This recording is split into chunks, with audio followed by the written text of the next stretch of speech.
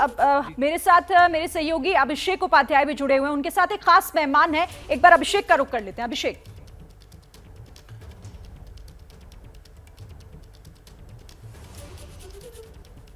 बिल्कुल शिरीन, देखिए हमारे साथ में इस मुद्दे पर बात करने के लिए एक बहुत ही खास मेहमान जुड़ रहे हैं। जमीयत उलेमा ए हिंद के सदर मौलाना अरशद मदनी हमारे साथ जुड़ रहे हैं और उनकी राय की बड़ी मांग भी है और बड़ी वैल्यू भी है। उनकी राय बहुत गौर से सुनी जाती है। मौलाना मदनी साहब, आपका बहुत धन्यवाद हमसे जुड़ने के लिए। आपसे मेरा पहला सवाल ये है कि जो यूनिफॉर्म सिविल कोड की बात सामने आ गई है और लॉ कमीशन ने 30 दिन का समय भी दे दिया है, 30 दिन में लोगों से कहा है वो अपना सुझाव दे दें। मौलाना अरशद मदनी की इस पर क्या राय है? आप इसका एहतिजाज करते हैं या आपको लगता है कि ये ठीक है? नहीं, हम तो 1300 साल से जिस अपने पर्सनल लॉ के ऊपर सारी दुनिया में और ख़ास तरीके पर हिंदुस्तान में मुसलमान अपने जीवन को गुजार रहा है, हम उसी लॉ को अपने लिए ज़रूरी समझते हैं और हम उसी को रखना चाहते हैं। ये ऐसी चीज़, लेकिन हम इसके ख़िलाफ़ कोई एहतजाज या सड़कों पर उतरने को बिल्कुल पसंद नहीं करते। हम ये समझते हैं कि फ़िरक़ा परस्त लोगों की तरफ से ये एक मसला है जो सियासी मसला है, इसकी कोई वास्तविकता नहीं है। वो इस वोट को हिंदू मुसलमान को अलग अलग करना चाहते हैं और जो काम आज तक नहीं हुआ वो ये लोगों को बताना चाहते हैं कि जो काम मुसलमान के ख़िलाफ़ मुल्क की आज़ादी के बाद से आज तक किसी गवर्नमेंट ने नहीं किया था, हमने मुसलमान को वो चोट लगा दी। जी मदनी साहब, आपने एक बहुत ही महत्वपूर्ण बात आपने कही है। मदनी साहब, आपने एक बड़ी बात कही। आपने कहा कि हम इसका एहतिजाज नहीं करेंगे, हम सड़कों पर नहीं उतरेंगे। आपका ये बयान बहुत मायने रखता है, क्योंकि बहुत सारे ऐसे भी लोग हैं जो कह रहे हैं कि एहतिजाज करेंगे, मुखालफत करेंगे, सड़कों पर उतरेंगे, लेकिन आप इसके खिलाफ कह रहे हैं। आपकी सोच क्या है आखिर? क्यों आप एहतिजाज करने से मना कर रहे हैं? ये बड़ा दिलचस्प मसला है। ये तो अगर ठीक है, जितना एहतजाज किया जाएगा उतना ही हिंदू मुस्लिम में दूरी होगी और फ़िरक़ा परस्त जहन रखने वाले लोग उसमें कामयाब होंगे। हम ये चाहते हैं कि हम इस मसले के अंदर ये स्टैंड के यूनिफॉर्म सिविल कोड लाया जाए और हमारे पर्सनल मजहबी कोड को ख़त्म कर दिया जाए। हम इसकी मुखालफत करके ये ज़ाहिर कर देंगे, लेकिन हम सड़कों पर उतर करके लोगों को, अपने मुखालिफिन को कामयाब नहीं करना चाहते। तो मुझे एक बात समझाइए मदनी साहब, आपने एक बात तय कर दी है कि आपने तय कर दी कि आप सड़कों पर नहीं उतरेंगे, आपने तय कर दिया आप एहतजाज नहीं करेंगे। फिर आप ये बताइए कि आप इसकी मुखालफत कैसे करेंगे? क्या आप सियासी पार्टियों से गुजारिश करेंगे कि वो आपका साथ दें, पार्लियामेंट में से पास होने से रोकें? आपका रास्ता क्या होगा? नहीं, सियासी पार्टियां जो हैं वो ये कह रही हैं कि ये गवर्नमेंट का एक सियासी पहलू है, इसकी कोई हकीकत नहीं है। इससे पहले भी चौहान साहब की सरकर्दगी में एक बनाई गई थी और 2-3 साल की उनकी रिपोर्ट मेरे सामने रखी हुई है। उन्होंने ये फैसला किया था, मोदी जी ही की बनाई हुई थी, कि यकसा सिविल कोड की कोई हिंदुस्तान के अंदर ज़रूरत नहीं है। मैं समझता हूँ कि वो रिपोर्ट गैर सियासी रिपोर्ट थी, बिल्कुल सही रिपोर्ट थी। इस वक्त फिर दोबारा उसको लाना, कर्नाटक के इलेक्शन के अंदर बिल्कुल किनारे हो जाने के बाद वो इस तरह के मसाइल को उठा करके फिर हिंदू मुस्लिम तफरीक को पैदा करना चाहते हैं। मैं समझता हूँ कि चौहान की जो रिपोर्ट थी वो अपने जगह पर सही थी, उसी के ऊपर गवर्नमेंट को अमल करना चाहिए। अच्छा, मुझे एक बात और बताइए मदनी साहब, आपकी बातें बहुत मायने रखती हैं।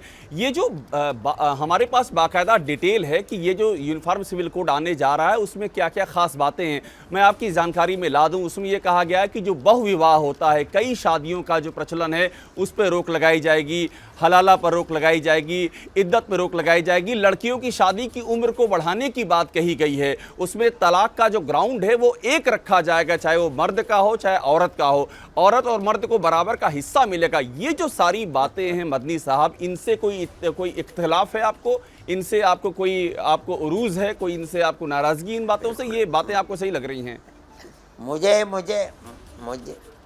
مجھے ہر چیز میں جو اسلام مذہب نے ہمیں تعلیم دی ہے اس کی مخالفت میں مجھے ہر ایک سے اختلاف ہے. یہ باور کرایا جاتا ہے، یہ بتایا جاتا ہے کہ مسلمان 4 شادیاں کرتے ہیں. 1 لاکھ کا اگر سروے کیا جائے تو ایک نہیں ملے گا جس نے 4 شادیاں کر رکھی ہوں. یہ ایک پروپیگنڈا ہے، اس سے زائد کچھ نہیں ہے اسلام کے خلاف.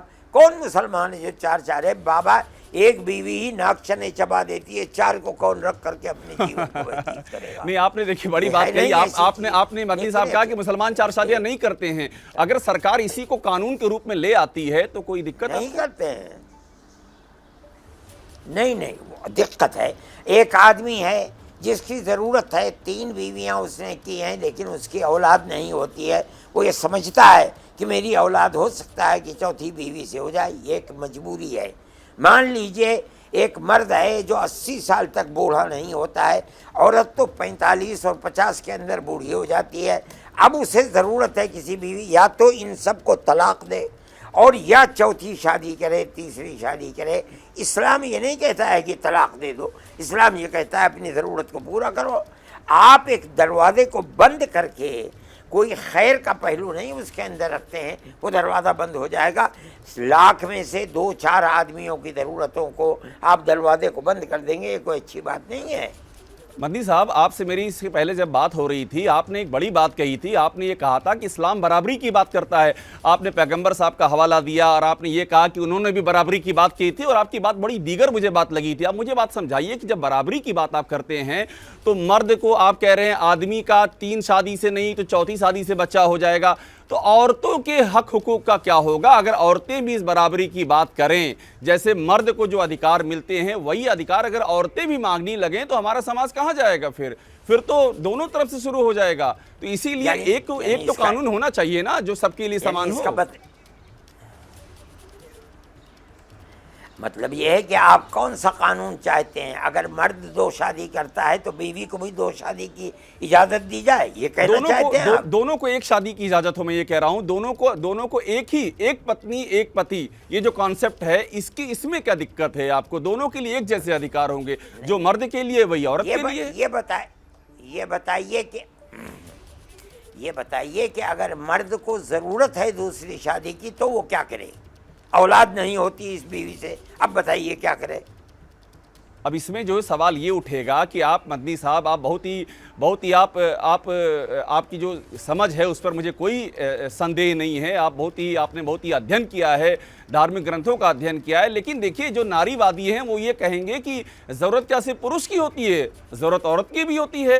اور اسی پہ میں آپ کو آگے لے جاتا ہوں کہ جو سمپتی میں بٹوارے کا مسئلہ ہوتا ہے آپ کے یہاں ابھی تک جو نیم ہے اس میں یہ ہے کہ جو عورت کو حصہ ملے گا وہ مرد کے حصے کا آدھا ملے گا. جو بٹوارہ جو اترادھکار اور بٹوارے کا سوال ہوتا ہے یہاں ہے کہ برابر ملے گا، یہاں پر ہے برابر ملے گا. آپ جانتے ہیں یہ غلط ہے. اسلام نے لڑکوں کے لیے یہ لازمی کیا ہے کہ بوڑھے ماں باپ کی ساری زندگی کی ضرورتوں کو وہ پورا کرے گا، ماں باپ کو راضی رکھے گا. اگر وہ ماں باپ راضی نہیں ہے تو ہمارا عقیدہ ہے کہ اللہ اس سے راضی نہیں ہے. لیکن لڑکی کے لیے یہ نہیں ہے. جب لڑکی کا ہاتھ دوسرے لڑکے کے ہاتھ میں دے دیا گیا، اب اس لڑکی کے لیے یہ ضروری ہے کہ وہ اپنے شوہر کو، جو اس کا مرد ہے، اس کو راضی رکھے، اس کی اولاد کی پرورش کرے، وہ ماں باپ کو راضی رکھے، یہ ان کی خدمت کرے. یہ لڑکی کے اوپر نہیں ہے لیکن لڑکے کے اوپر لازم ہے. اگر وہ ان کی خدمت نہیں کرے گا تو اللہ اس سے راضی نہیں رہے گا. یہ چیز مرد کے لیے ہے. جب مرد بڑھاپے میں ماں باپ کے اوپر خرچ کرے گا، ان کے لیے کمائے گا، ان کے جوتے سیدھے کرے گا، ان کے لیے جیے گا، ان کے لیے مرے گا، تو اس کا حصہ بھی ماں باپ کے حصے میں زیادہ دیا گیا. اور وہ لڑکی جو بیاہ کے بعد دوسرے کے گھر چلی گئی، اب اس لڑکی پر لازم ہے کہ وہ اس گھر میں جا کر کے ان کی خدمت کرے. ماں باپ کی خدمت اس کے اوپر ضروری نہیں ہے، اس کو بھی حصہ دیا گیا مگر اس لڑکے کا آدھا دیا گیا. آپ یہ نہیں سمجھتے, نہیں جانتے کہ اسلام نے آدھا دیا کیوں ہے, اس لیے ایسی بات کرتے ہیں. اگر اسلام کو پڑھ لیتے لوگ ایک اس پر آپ کو سوال میں اور لے لوں مدنی صاحب, آپ جو باتیں کہہ رہے ہیں, دیکھیے مسلم مہلائیں بھی سامنے آ رہی ہیں, وہ بھی اپنی رائے رکھ رہی ہیں, اور آپ نے تو, آپ جب مسلم پرسنل بورڈ کے آپ جب نائب صدر تھے تو وہاں بھی مسلم مہلائیں تھیں, ہم نے دیکھا تھا حیدرآباد میں جو ادھیویشن ہوا تھا, آپ خود وہاں گئے ہوئے تھے. جب مسلم مہلائیں یہ کہہ رہی ہیں کہ ہم کو بھی تو برابری کا حق چاہیے, اور وہ بھی حوالہ دے رہی ہیں, دھارمک گرنتھوں کا حوالہ دے رہی ہیں, قرآن شریف کا حوالہ دے رہی ہیں, وہ کہہ رہی ہیں ہم کو برابری کا حق دیا گیا ہے, اور وہ اس کی مانگ کر رہی ہیں کہ کامن سول کوڈ کیوں نہ دے ان کو. وہ نہیں جانتی ہیں اس بات کو, اس لیے کہہ رہی ہیں اللہ اور اس کے رسول نے نہ ان کے اوپر ماں باپ کی خدمت کی ذمہ داری دی ہے شادی بیاہ کے بعد, اور نہ ماں باپ کی دولت میں سے ان کو وہ حصہ دیا جو ذمہ داری لڑکوں کے لیے دی گئی ہے. لڑکوں کا مرنا جینا ماں باپ کے ساتھ ہے, اگر وہ کروڑ روپیہ بھی خرچ ہے اور ہے تو ان کے لیے ضروری ہے کہ وہ ماں باپ کی خدمت کریں, انہیں راضی کریں. لڑکی کے لیے ضروری نہیں ہے, جب وہ گھر میں چلی گئی دوسرے کی, ان کی خدمت کرے گی, اپنے شوہر کو راضی کرے گی, ان کے بچوں کی خدمت کرے گی, ماں باپ کی خدمت اس کے اوپر ضروری نہیں ہے. اس لیے اس کے حصے میں کم دیا گیا. وہ بچے جن کا جینا مرنا ماں باپ کی خدمت پر ہے ان کا. ٹھیک ہے مدنی صاحب, ایک سوال آپ سے اور میں لے لوں. آپ نے جو باتیں آپ نے کہی ہیں, آپ کا اپنا دین کا, آپ کا اپنا علم ہے, آپ کا اپنا گیان ہے, اس کے خلاف بھی باتیں کہی جاتی ہیں, لیکن اب میں ہٹ رہا ہوں, میں اس پہ آ رہا ہوں کہ آپ کیا مودی جی سے کچھ سمواد کرنا چاہیں گے؟ پچھلی بار جب میں نے آپ سے بات کی تھی تو آپ نے یہ کہا تھا وہ میرے ملک کے پردھان منتری ہیں, مجھے بلائیں گے میں 10 بار جاؤں گا. تو اگر آپ کو لگتا ہے کہ کامن سول کوڈ اتنا ہی خراب ہے تو کیا آپ چاہیں گے کہ آپ اپنی بات ان تک پہنچائیں, آپ ان سے ملیں, اپنی بات کہیں؟ کیا آپ یہ پہل کرنا چاہیں گے؟ میں پھر وہی بات آپ کو کہتا ہوں کہ بھئی میں بہت چھوٹا آدمی ہوں, میں مودی جی کے رائے کو تبدیل کر دوں, میرے اندر یہ طاقت نہیں ہے, اس لیے میں یہ واہیات کام نہیں کرنا چاہتا. میں پھر وہی کہتا ہوں کہ وہ میرے ملک کے پردھان منتری ہیں, اگر وہ مجھے بلائیں گے 10 دفعے تو میں 10 دفعے جاؤں گا, لیکن میں یہ سمجھ لوں کہ میری بات کا اثر ہو جائے گا اور وہ چھوڑ دیں گے, میں نہیں سمجھتا ہوں اس بات کو. یہ ایک پالیسی ہے بی جے پی کی کہ مسلمان اور ہندوؤں کو تقسیم کر دیا جائے اور صرف ہندو کے ووٹ کے اوپر حکومت بنائی جائے, اس لیے میں نہیں سمجھتا ہوں کہ یہ چیز مفید ہوگی. میں چھوٹا سا آدمی ہوں, سڑک پر چلنے والا آدمی ہوں, اپنے گھر میں بیٹھا ہوں, اور میری عمر 82 سال ہو گئی, میں ابھی اس لائق بھی نہیں ہوں. مدنی صاحب آپ سے آخری سوال لوں گا, آپ کو نماز کے لیے جانا ہے مجھے بتایا گیا ہے, اس لیے آپ کو اور نہیں روکوں گا, لیکن ایک آخری سوال آپ سے میں یہ ضرور لوں گا کہ اگر جس طرح سے بی جے پی کے پاس سپورٹ ہے اس سمے پارلیمنٹ میں, یہ پاس ہو جاتا ہے تب آپ کیا کریں گے؟ آپ نے کہہ دیا آپ احتجاج نہیں کریں گے, آپ سڑکوں پر نہیں اتریں گے, تو جب پاس ہو گیا تو کیا کریں گے پھر؟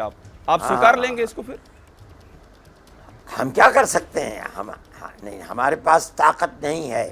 اگر یہ پاس ہو گیا اور کر دیا, بزور و زبردستی کر دیا گیا, ہم کیا کر سکتے ہیں؟ ہمارے پاس کوئی طاقت نہیں ہے. لیکن میں نہیں سمجھتا ہوں کہ جمہوریت کا نعرہ دینے والی کوئی حکومت ایسا کرے گی. میرا خیال یہ ہے کہ ایسا نہیں کیا جائے گا. اس کے اندر ہندوؤں کی بھی مخالفت ہے. آج بیانات آ رہے ہیں کہ جو کچھ کیا جا رہا ہے یہ سیاست ہے, اس کی کوئی واستوکتا اور حقیقت نہیں ہے. ٹھیک ہے مدنی میرا صاحب, خیال یہ ہے کہ گورنمنٹ اس سلسلے کے اندر نظر رکھے گی.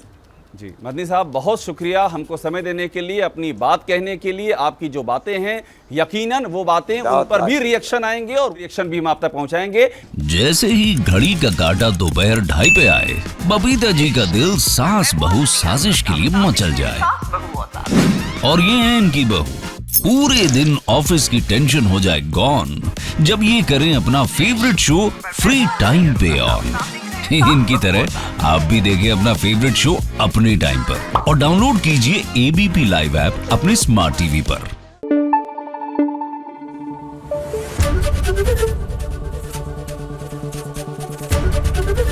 ABP نیوز آپ کو رکھے آگے.